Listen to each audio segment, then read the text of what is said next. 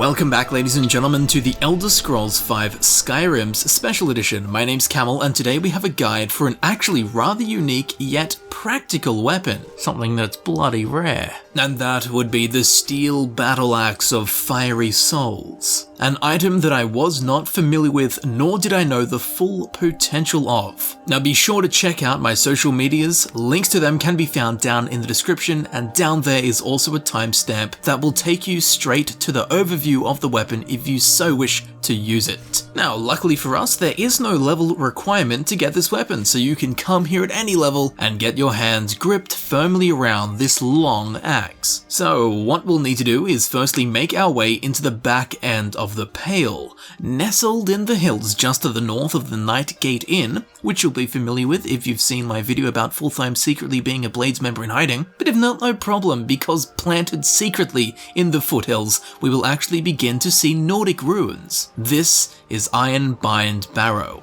On the map, it can be found here situated in the middle of nowhere. As we approach the entrance, we will encounter two adventurers chatting. How can you just sit here and wait?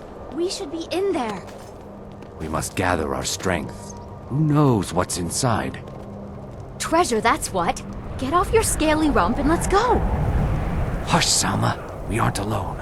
Did I hear treasure? Anyway, this is Beem-Ja and Salma. Let's find out what's going on here. So, what do you have to say, Scaly Rump? I grow tired of debating this. If Miss Salma insists on this folly, so be it. I admit there is strength in numbers. Perhaps between us. Alrighty then, he seems to not be remotely interested. Let's talk to Salma. Ooh, hello. Ugh, we should be inside loading up on treasure. Worry Scales here thinks we should wait though. Don't get any ideas either. We were here first. I don't care what Beam says. It's high time we get in there and find our fortune. Fortune? What do you expect to find in there, a wheel? Gold? Silver? Gems maybe? Only one way to find out. Did you say gold? Alright, I'm heading in. Not without us you aren't. I'm sure there's enough for everyone after all. Come on, Beem-Ja. We're going. You can't shake us off that easily. Let's see what's here. So head on in with them. Now inside this cave is a whole lot of enemies. Classic cliche cave, I know. Spiders and Draga mainly. Luckily for us though, Beem-Ja and Salma will run ahead. They will stop at a few checkpoints, but as they charge through, they will slay all of the enemies in the way. Again, luckily, during this clearing stage of the dungeon, Beem-Ja and Salma have both been scripted as essential and can not die. So you, quite literally, don't have to do any work if you don't want to. You can actually clear the entire dungeon just with these two, and you won't have to unsheath your weapon once. At least that's what we think at this stage. I'm looking at you, Scaly Rump. Beem-Ja is also a savage with his lightning, making quick work of ancient undead foes. This is it. We found Gathrik's tomb. Gathrik's tomb? No way! Never heard of it in my life. Well, there must be a way through. Look around. Ah yes, as we can see there is a gate blocking our path through this here darn dungeon. We must find a way to open it. Ah, but don't worry cause Salma is on the case. Yes, that's definitely the ancient Nord puzzle solution for opening locked gates. Dancing around like you need to pee while rubbing a wall. Works every time. Anyway, to the left of the locked gate there is this small window. Through the small window is a lever we need to activate to raise the gate. This place is sure to make us rich. That's done it!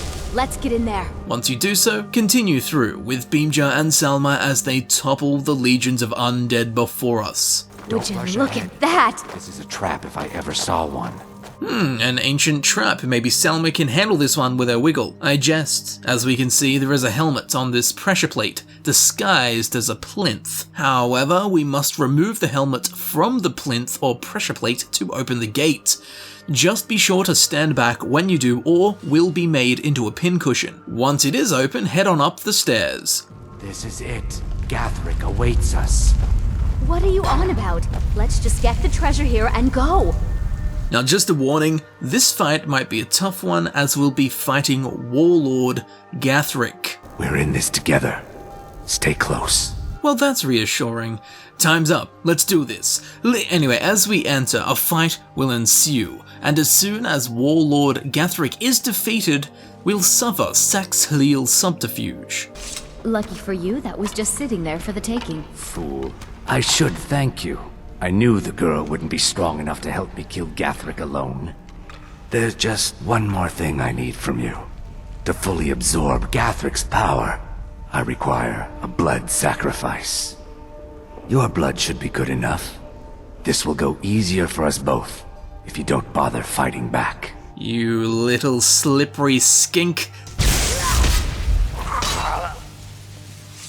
Beem-Ja! Salma was forced to slay her friend. Father never trusted Beem. I always thought he was just being overprotective. Well, at least you can now go in and get your treasure, riches and all that, you know, what you came here for. Look, I never needed treasure. My father owns land, our family is wealthy. I just wanted adventure. Not this. Go on without me. I think I need to be alone for a while. Look, there's no point in crying over spilled hist. What will you do now? I don't know. Beem-Ja has looked after me since I was knee-high to him.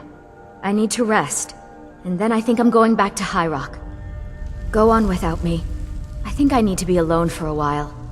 Now, it's actually interesting that Salma mentions her father never trusted Beem-Ja, as on his corpse there's, you know, a whole bunch of interesting and valuable items, but most curious of all is this letter to Beem-Ja. Beem-Ja, keep my daughter safe and you'll earn both your freedom and that damned book you want so badly. But by the divines, if any harm comes to her, I'll make sure everyone I do business with will hear about what you did in Blackmarsh. Holy shit! What did he do in Blackmarsh? Is he some kind of psycho necromancer? Also, what's the book he wanted? I do really wish there was more info to go off here, which sadly there isn't. Nonetheless, it's interesting. Very interesting. Beem-Ja was up to something dank as fungus. Sadly, Salma was just an innocent girl who had no idea of this Argonian's dark past and plans. A sad tale indeed. Now, despite looting all of the corpses and chests in this dungeon, you won't actually find the steel Battleaxe of Fiery Souls. So where is it? Well, it can actually be found hanging on the back of the throne in front of the word wall in the final chamber of Ironbound Barrow, where Warlord Gathrik sat. So be sure to grab that boy before leaving this hell pit. Now that we have it, let's check it out. The Steel Battleaxe of Fiery Souls. It's got a base damage of 18, it's got a swing speed of 0.7 swings per second. This leaves us with a base DPS of 12.6, it's got a reach of 1.3, a weight of 21, a value of 320. It can be upgraded with a steel ingot. However, this requires you to have the Arcane Blacksmith perk.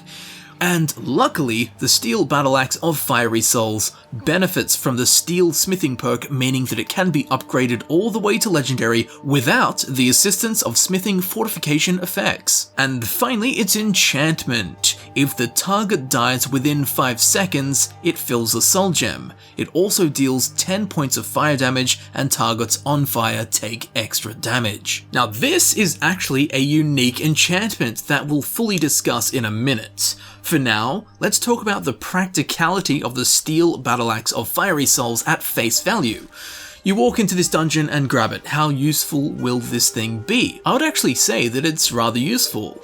Soul trapping and filling soul gems is a vital component in most playthroughs, so having a weapon that applies a soul trap effect but also deals fire damage with the same enchantment, accompanied by the physical damage of the weapon, well hey, that's pretty good. Pretty damn good, in fact. Few items in the game are as useful as that. The enchantment damage might not be amazing, and the weapon's damage might not be amazing either, but the application and practicality of the Steel Battleaxe of Fiery Souls is top shelf. The fire damage also benefits from the destruction perk Augmented Flames, so if you max it out, the enchantment will do 15 points of fire damage, making the weapon even better. It can also be acquired at any level, so early on, this thing is almost unmatched, provided of course you wish to use a two-handed weapon. Now we can actually get more out of it, however, this will require a supreme sacrifice. Take your firstborn child, wait until the winter solstice, Got him. Okay, so we can actually disenchant the Steel Battleaxe of Fiery Souls and learn its unique enchantment, which is called Fiery Soul Trap. And even more amazingly, this Fiery Soul Trap enchantment only counts as a singular enchantment, so it deals both the fire damage and the Soul Trap effect, yet only uses one enchantment slot. So if your enchanting is maxed out and you have the Twin Souls perk, you can apply this Fiery Soul Trap to a weapon along with another enchantment of your choice, ending up with a triple effect weapon. So that really is something special, and again almost unprecedentedly practical. So the original downside of having a low base damage on the weapon and a low fire damage can be completely thrown out the window, as you can disenchant it and then slap this enchantment onto whatever weapon you want, and slap on with it whatever other enchantment you want. That is something special. So add this axe to your collection, or ethereally dismantle its essence into a fragmented learning, teaching you the unique enchantment Fiery Soul Trap, giving you the power to do as you will. Also, something to note, Warlord Gathrik carried black soul gems on his person, and of course this weapon captures souls. And Beem-Ja wanted to harness Gathrik's power for himself, so we can at least conclude that Beem-Ja was into black magic and necromancy.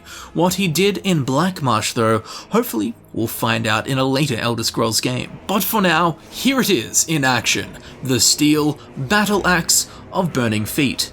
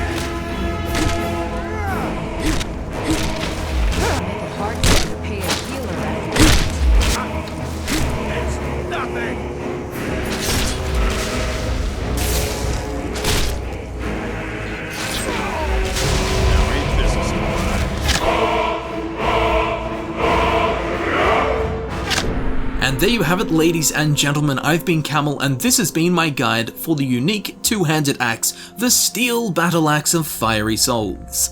I do hope this video helped you out, and if it did, you'll be very interested in checking out the other Skyrim Special Edition guides that I've already done. The links to them can be found down in the description. Now down there in the old description, you can also find links to my social medias. Be sure to follow me on Twitter, and if you'd like to support the channel in a more personal way, you can become a heroic patron on, of course, Patreon. As I'm sure you know, all of my time and energy goes into making these videos I create for you to enjoy, so your support is most appreciated and welcomed in any and all forms. So thank you very much for watching, thank you for supporting the channel, and I will see you very shortly in the next video. I'll see you there soon.